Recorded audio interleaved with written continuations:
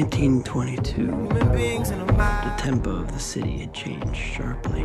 The buildings were higher, the parties were bigger, the morals were looser, and the liquor was cheaper. The restlessness approached hysteria. Shall we? Who is this Gatsby? Do you know him? War hero. Mr. Gatsby doesn't exist. Gatsby? What Gatsby? I beg your pardon. Mr. Gatsby would like to speak to you. Alone.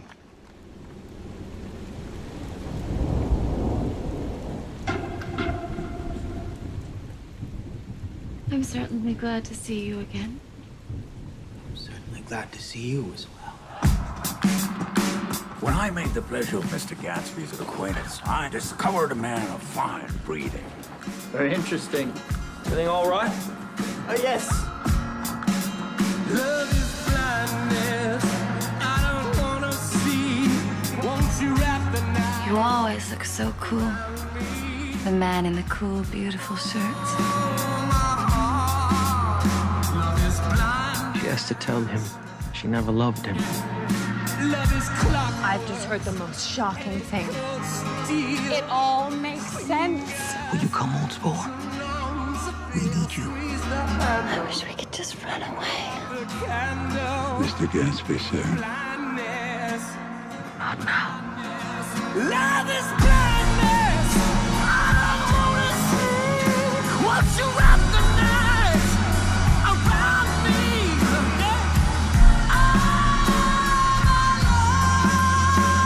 What kind of a row are you trying to cause in my house?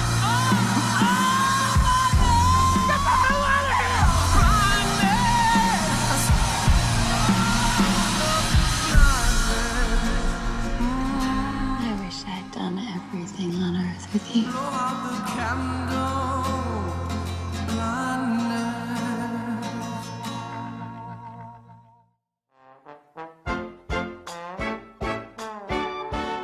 Scott and Zelda Fitzgerald, the famous writer and the pretty Southern belle, glittering icons of the roaring 20s. They lived their lives with wild abandon and were hailed as king and queen of the jazz age. But the good times didn't last.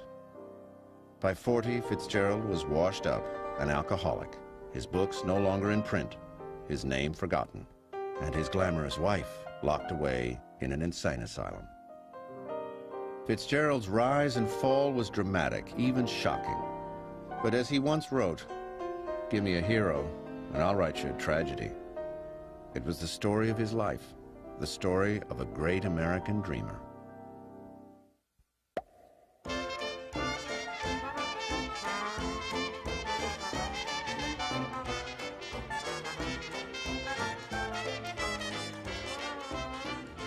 The start of the 20th century was an exciting time in America as the Industrial Revolution gave way to a more modern era.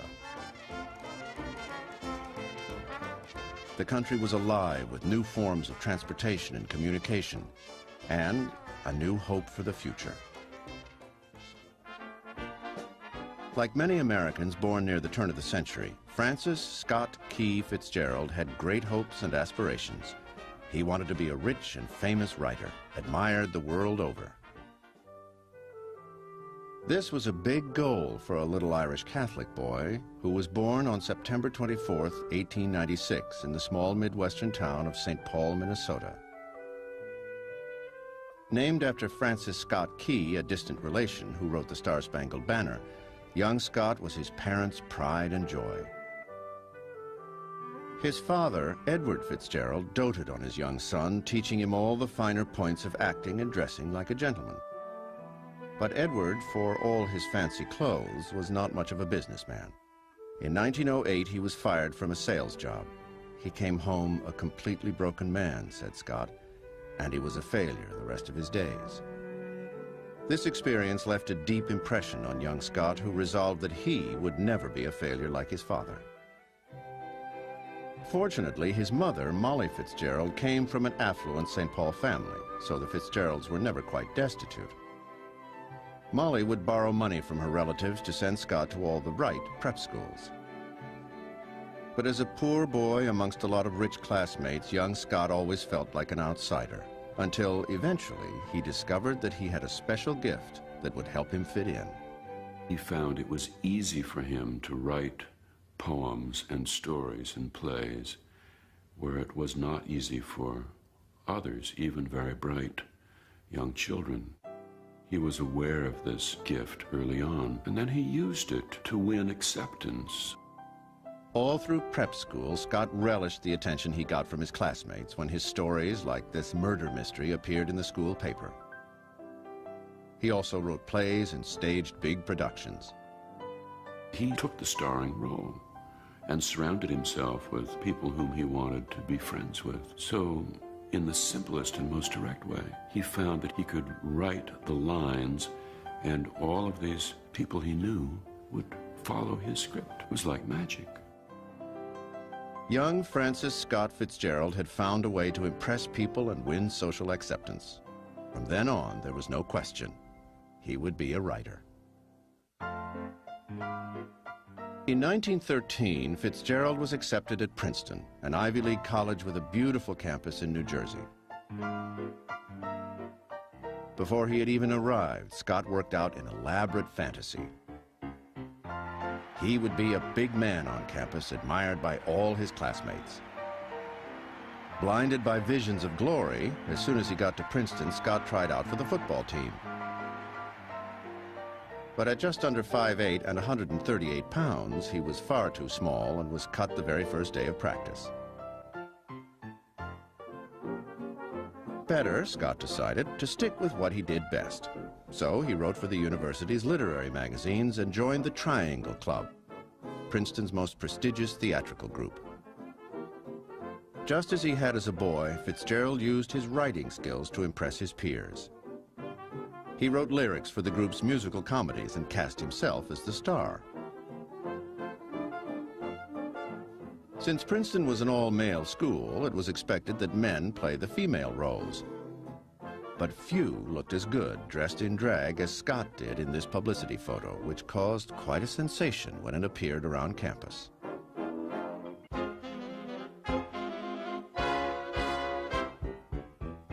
Fitzgerald was having a wonderful time, writing musicals and partying with friends.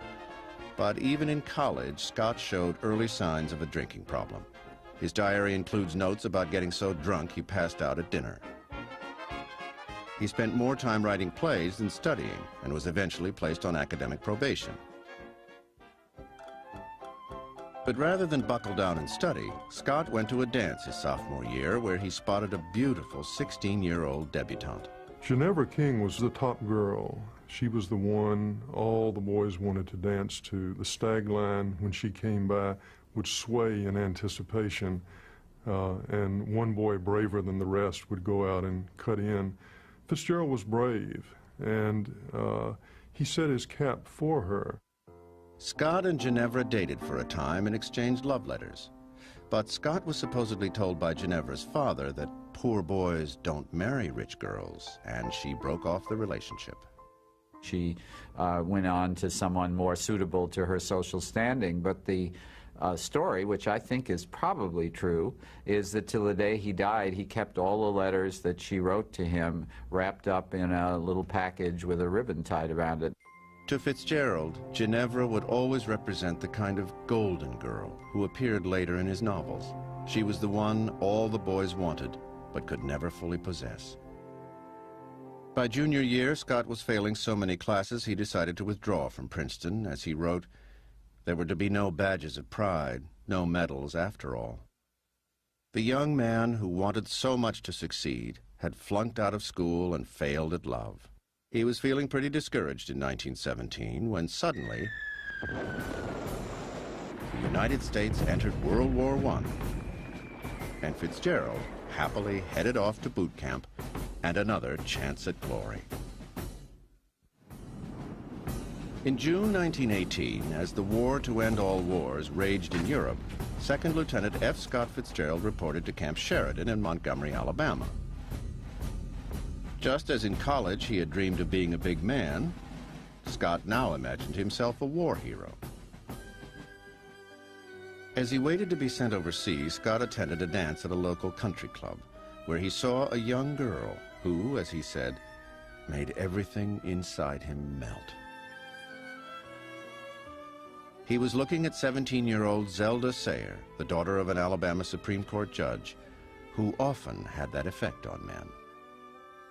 I don't think pictures of Zelda do her justice. I think she had an aura about her. I mean, that there was something about the way she dressed, something about the way she presented herself. The people who knew her all say that she was just a beautiful woman. That something made Zelda one of the most sought-after belles in the South. As one rival recalled, when Zelda Sayer came to dances, the Birmingham girls just went on home. But though Zelda came from a prominent family, she was not your typical Southern belle. For as everyone in Montgomery knew, Zelda was wild. When she was 10, she telephoned the fire department to say a child was stranded on the Sayers' roof. Then she climbed up there and waited to be saved. At 17, she was already smoking, drinking, and driving men to distraction. When Zelda was a young girl, she loved diving off high platforms into the water. She used to delight in outraging the expectations of their elders. Chaperones at dances, she'd go by them and flip her back skirts at them. And she was that kind of girl. She knew how to have fun, and she knew how to... She was that kind of girl. She knew how to have fun, and she knew how to flout convention. Scott had found his golden girl, the one all the other men wanted. I fell in love, he said, with her courage, her sincerity, and her flaming self-respect. Zelda, in turn, enjoyed the attentions of this dashing young lieutenant in the uniform he bought at Brooks Brothers. November 11, 1918. Fitzgerald's regiment was about to leave for France when the armistice was declared, ending the war. Once again, Scott had missed his chance at glory. He would always consider his lack of combat experience one of the greatest regrets of his life. The moment Scott was discharged from the Army, he proposed to Zelda and was thrilled when she accepted. But before they could make it official, Scott needed to get a job. So he moved to New York City, where he used his writing talent to get a job at an advertising agency writing copy for $35 a week. Fitzgerald hated the work. Nevertheless, he sent Zelda an exuberant telegram. Darling heart, ambition, enthusiasm, and confidence. I declare everything glorious. I am in the land of ambition and success, and my only hope is that you will be with me soon. But Zelda was already having second thoughts. $35 a week could hardly support the kind of lifestyle she wanted, so in June 1919, she broke off the engagement. Fitzgerald was so devastated he went on a 3-week drinking binge, until finally, in a last-ditch effort to win back Zelda, he returned to his parents' home in St. Paul and began working on a book he'd begun drafting in college. He moved into the 3rd-floor spare bedroom of his parents' row house on Summit Avenue. He lived on nothing. He had no money. He borrowed a little here and there to buy cigarettes, and he pinned the chapters of his novel to the curtains of the bedroom, and he rewrote it in great bursts of 16-hour days. With his whole future riding on it, Scott sent the book off to a New York publisher and waited anxiously for a reply. The postman rang the doorbell, and he got the news that it had been accepted for publication. And he ran out into the street, and he stopped everyone he knew to tell them that the young man who had promised great things in the past had now delivered. Scott's novel, which he called This Side of Paradise, was a highly romanticized account of his college days. In his beautifully lyrical style, he captured the hopes and fears of his post-war generation. Here was a new generation, shouting the old cries, learning the old creeds. A generation dedicated more than the last to the fear of poverty and the worship of success, grown up to find all gods dead, all wars fought, all faiths in man shaken. This Side of Paradise was released on March 26, 1920, and by the end of the day, it was completely sold out. One of the reasons it was a big success is it was considered very risque. I mean, people actually were saying, here's a novel that exposes what our young people are doing today. They're actually kissing and going to petting parties, and of course, he dared to write about that. So there was a certain sensational angle to it. The book was a runaway success, and at 23, Scott was an instant celebrity. At last, he had achieved the kind of fame he always dreamed of. And best of all, he could now marry Zelda. For as he had hoped, she changed her mind when she learned of his success. April 3rd, 1920.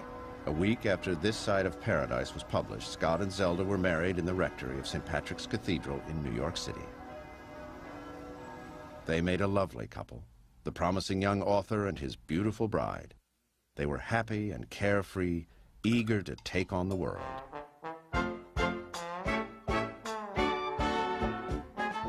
America was riding high, and so were the Fitzgeralds. It was a time of extravagance and self-indulgence. Scott called it the Jazz Age and was hailed as its king, and Zelda was crowned Queen of the Flappers.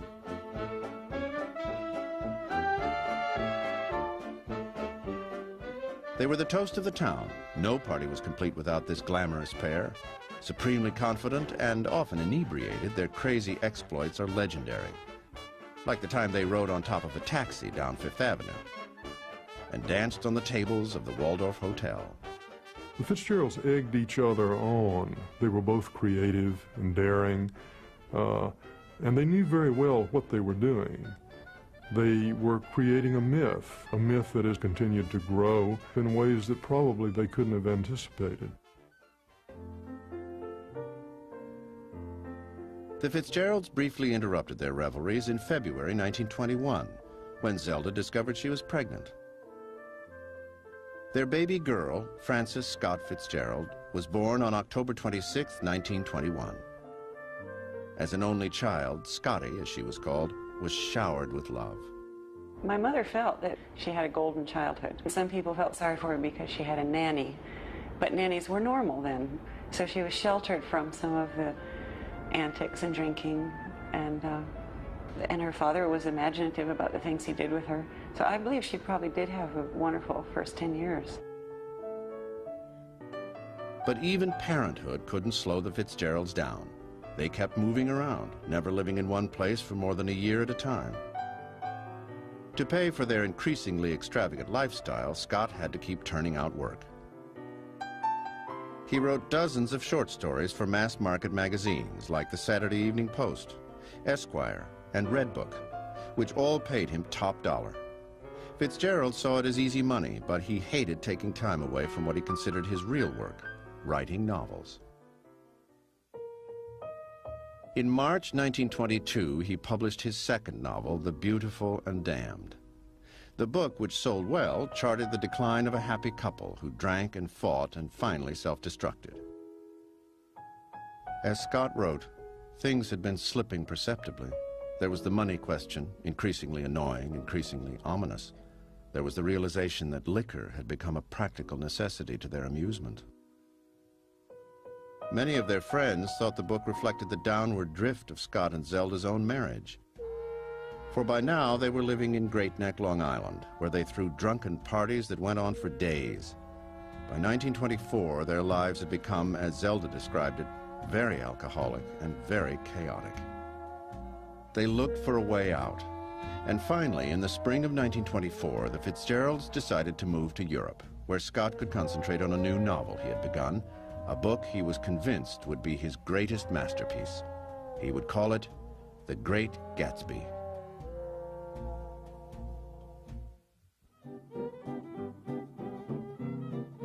The French Riviera in the 1920s was home to a glittering crowd of artists and writers, a lost generation of American expatriates escaping prohibition, enjoying a place where the dollar was strong and life was easy.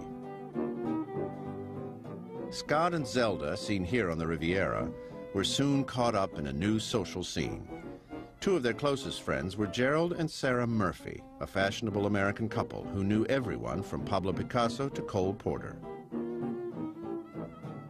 The Murphys' daughter, Honoria, was 8 when she first met Zelda and Scott. They were always great fun. We would look forward to their coming for dinner because I couldn't wait to see what Zelda would be wearing. She was always very cheerful and gay. She might get up on a table and start dancing. Apparently she did in a nightclub. She got carried away. The Fitzgeralds often got carried away, like the time Scott got drunk at a party at the Murphys and began tossing their highly prized crystal glasses over the garden wall. Mother was quite upset, and my father said, "This won't go on, or this will not do.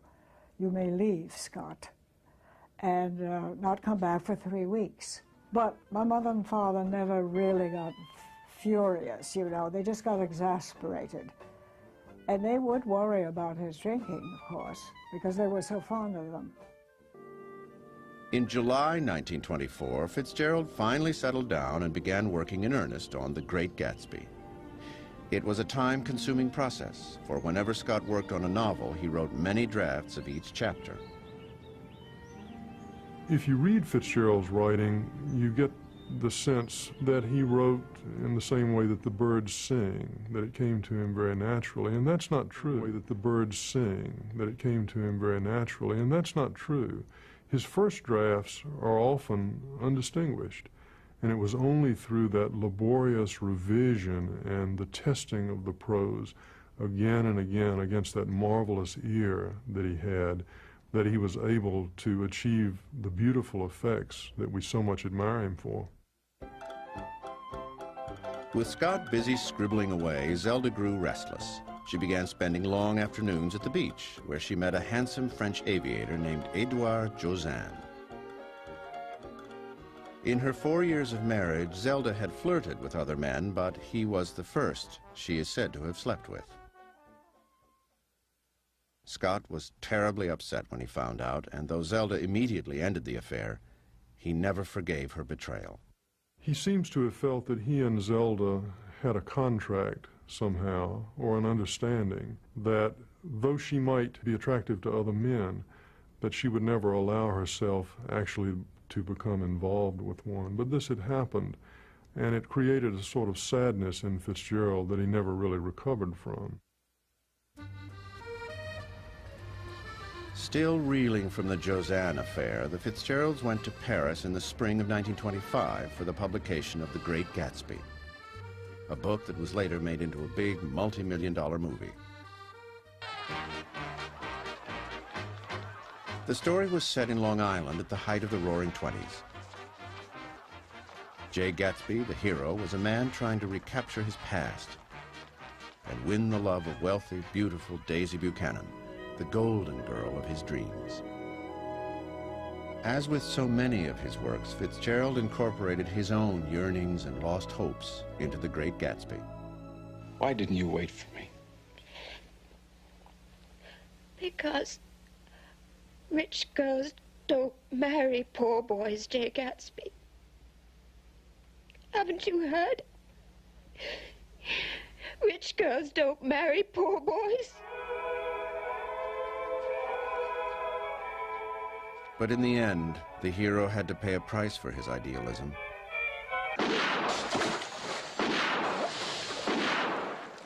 For no reality could ever match Gatsby's fantasy.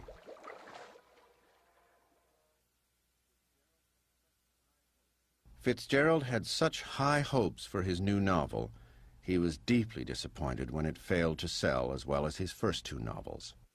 Gatsby, when it came out, did not get great reviews. It got some good reviews, but it was a slightly different story. I mean, there were deaths, there was a murder. These were not the things that Scott Fitzgerald was supposed to write about. Just 2 weeks after The Great Gatsby was published, Scott was sitting in a bar in Paris when he met another up-and-coming American writer named Ernest Hemingway. Almost immediately, the 2 men became drinking buddies, though there was always an edge to their friendship. Hemingway was a far more commercially successful writer in the 20s and 30s than Fitzgerald was. On the other hand, Hemingway, I think, envied Fitzgerald's style, so they both envied in the other what they didn't have in themselves. Their rivalry was intense, and Hemingway, on more than one occasion, would try to promote himself at Fitzgerald's expense. Like the time Hemingway, at lunch with his editor and another writer named Mary Cullum, started talking about his fascination with rich people. He said, "The rich are different from you and me." And Mary Cullum said wittily, "Yes, they have more money." And everyone laughed at this put-down. Hemingway then turned this entirely around and had Fitzgerald say the first line, and then had himself, Hemingway, say the good line, "Yes, they have more money," and made it into a sort of flag that was attached to Fitzgerald's shoe, and he never was able to get rid of. This canard that he was a kind of suck-up to the rich.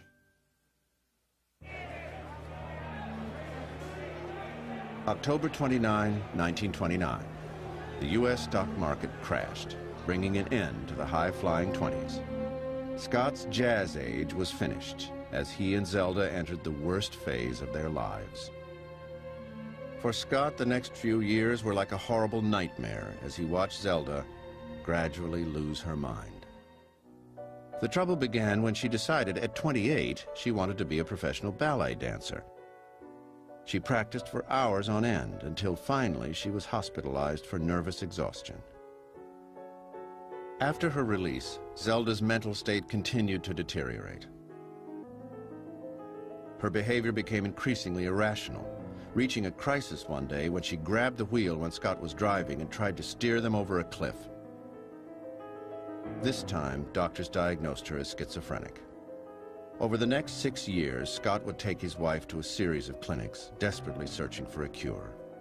Initially, he probably didn't know how to react. He didn't know what to do.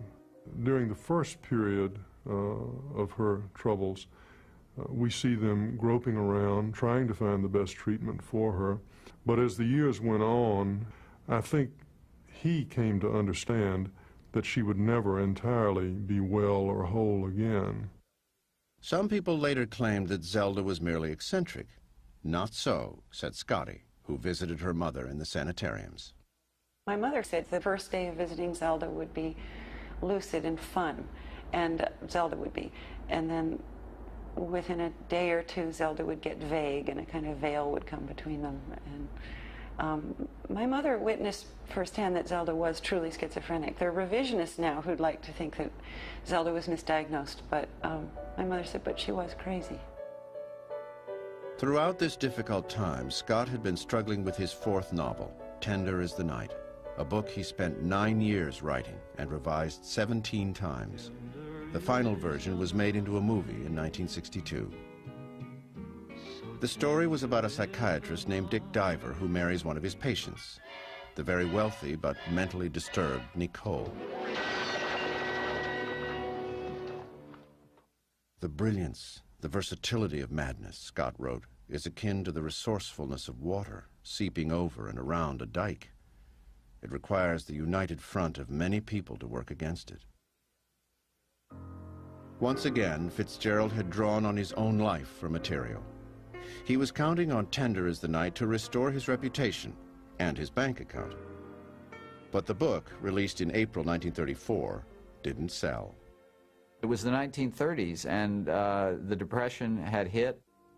People weren't interested so much in hearing about people having parties and going to the Riviera, because most of them couldn't even get a square meal. And so in many ways, the subject matter was a little outdated.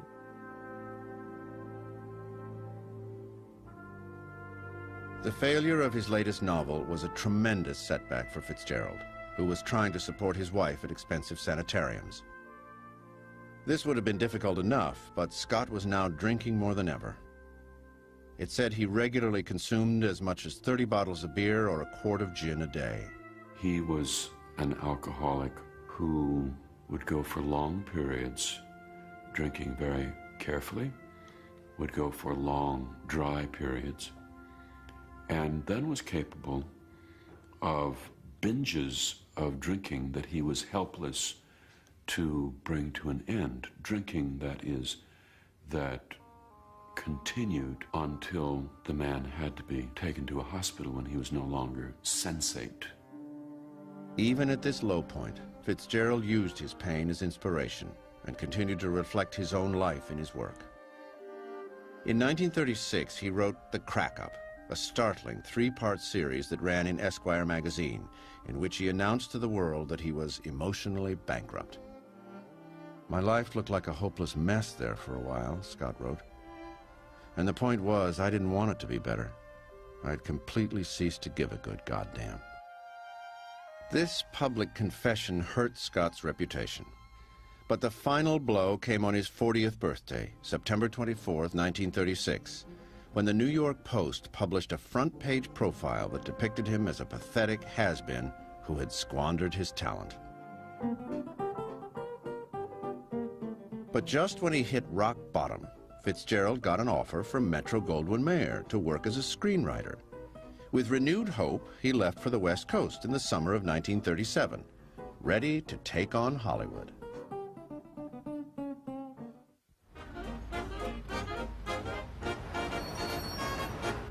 In the summer of 1937, when Scott arrived in Hollywood, Shirley Temple was the top box office draw in the world, and the movie industry was ruled by the big studios, which were turning out films in greater quantities than ever. To keep churning out movies, the studios would assign different writers to work on the same script, all of them competing for that most important measure of success, a screen credit. Scott joined that assembly line when he was asked to rewrite A Yank at Oxford, a comedy about an American Rhodes Scholar and his adventures in England. Well, I'm restraining myself as best I can. Oh, you wicked. But like so many films Fitzgerald would work on, the script went through endless revisions, and he did not end up with a screen credit.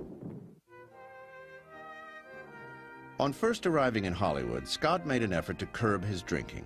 When he did attend parties, he would sit quietly in a corner drinking soda. That's where Sheila Graham, a young Hollywood gossip columnist, first saw him. My mother saw this ghostly-looking man.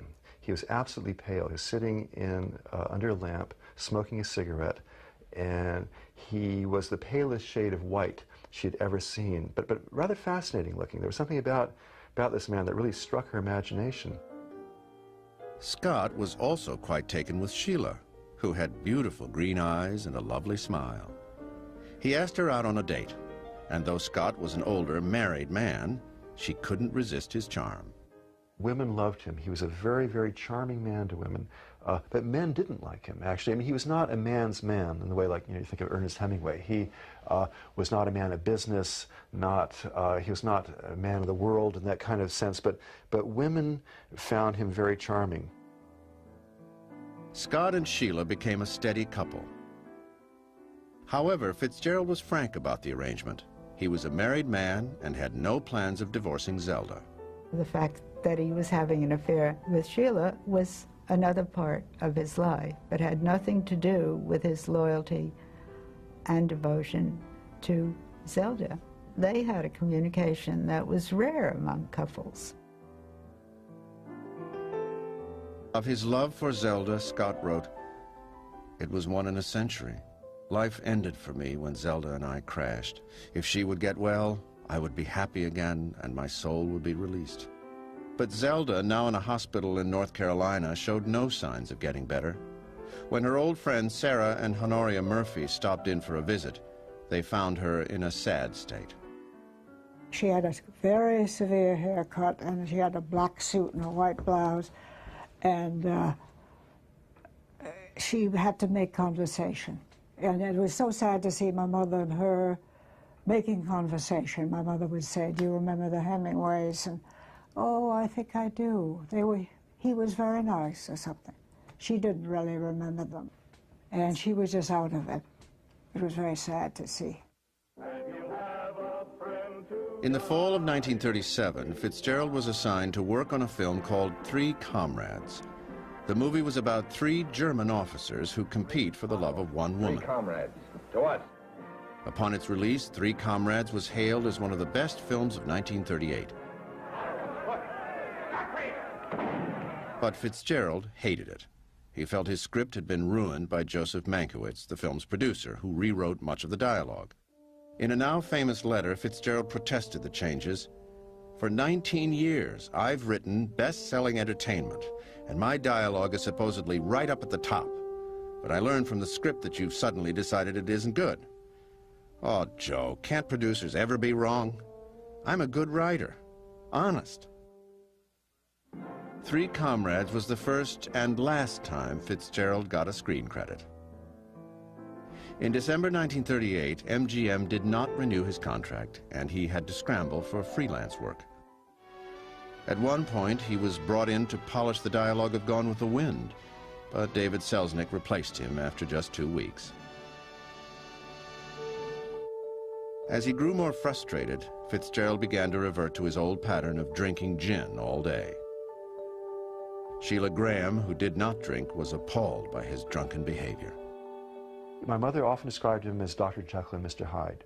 You know, one minute here was this charming man, quite fastidious about his appearance. As soon as he started drinking, there'd be a total change in personality. Scott, please. Please. Scott's drinking led to some terrible fights with Sheila. Whenever I want. Fights that were depicted in a movie based on Sheila's autobiography starring Gregory Peck and Deborah Carr. They wrestled over a loaded gun, screaming at each other, horrible things. Finally, she just had enough. She actually threw the gun across the room and said rather dramatically, "I didn't drag myself up in the gutter to waste myself on a worthless junk like you. Worthless! Worthless! I hate you!" Fitzgerald was always so remorseful after these fights that Sheila forgave him. But he was getting a bad reputation in Hollywood. By 1939, he was lucky to get a job collaborating on a script with Bud Schulberg, a young writer who was thrilled to be working with one of his idols. I was enormously in awe of him. I couldn't imagine that I'd be in the same room with Scott Fitzgerald, much less being paired with him as a fellow writer. And I looked at him, and my first impression of him was almost ghostly. Everything about him looked pale and faded. He seemed old, seemed tired, really. Scott and Bud had been hired to write a film about Dartmouth College's annual winter carnival. On a fact-finding trip to the school, Schulberg was asked by the movie's director to watch Scott and make sure he didn't drink. We got on the winter carnival special. I thought I was watching him, but by this time Scott was really getting seriously smashed. And he had with him a little bottle of gin. I don't know where he found it. When I was with him, I thought we were practically in bed together. I don't know where he found that damn gin. Eventually, Schulberg gave up and joined Scott on his binge. The film's director arrived to find his two writers weaving their way through campus. We were like two drunken, falling down bums. And he said, "I don't know what the next train out of here is, but you two are going to be on it." After getting fired, no one wanted to hire Fitzgerald. So in the fall of 1939, he went back to writing novels. Drawing on his latest experiences in Hollywood, he began a book called The Last Tycoon. And though alcoholism had begun to take its toll on Scott's health, he was excited about his new project. You read his letters to Zelda and to Scotty, telling them how he's taken up with this book, how it's like the old days again, how every day he looks forward to sitting down and working on The Last Tycoon. It breaks your heart to realize that this man only has a few more months to live.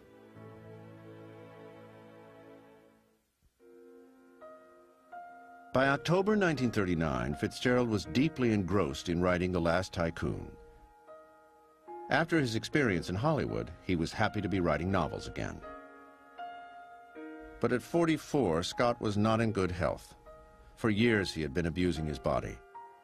And in November, he suffered a mild heart attack that frightened him so much he stopped drinking altogether.